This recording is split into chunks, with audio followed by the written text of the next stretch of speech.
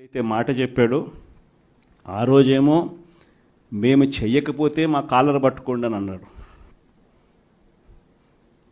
మరి ఈరోజు ప్రజలు కాలర్ పట్టుకుంటారేమో అని చెప్పి భయపడి రెడ్ బుక్ రాజ్యాంగం నడుపుతూ ఉన్నారు. ఈరోజు ఏమంటా ఉన్నారు, ఎన్నికలు అయిపోయిన 9 నెలల తర్వాత ఈరోజు ఏమంటా ఉన్నారు, సంపద సృష్టించడం ఎట్టనో నా చెవిలో చెప్తే నేను తెలుసుకుంటాను అంటున్నాను. వాస్తవాలు. ఇదే మాటలు ఎన్నికలకు ముందు నేను చెప్పా, చంద్రబాబు నాయుడు నమ్మడం అంటే చంద్రముఖిని నిద్ర లేపడమే అని.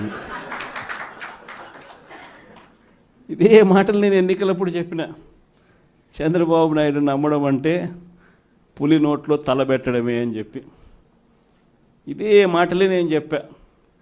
మేనిఫెస్టో ప్రజెంటేషన్ చేసేటప్పుడు ఇక్కడ ఇలా నిలచుని ఇలా మేనిఫెస్టోని ఇలా చూపించా. మన మేనిఫెస్టోని ఇలా చూపిస్తూ వాళ్ళు చెప్పిన మేనిఫెస్టో హామీలను కూడా ఇలానే చూపిస్తూ చెప్పా. ఈ రోజుకి కూడా నేను చెప్తా ఉన్నా, ఓడిపోయాం పర్వాలా, ప్రతిపక్షంలో కూర్చొని ఉండం అది పర్వాలా, మళ్ళీ రీల్ వెనక్కి తిరిగి మళ్ళీ అదే రోజుకు మళ్ళీ తిరిగి వెళ్ళి కనీసం ఇలా జరుగుతుందని తెలుసు కదా ఇప్పుడు ఎలా చెప్తావు అని చెప్తే మళ్ళీ ఆ రోజు వచ్చినప్పుడు ఇదే విధంగానే మళ్ళీ చెప్తా.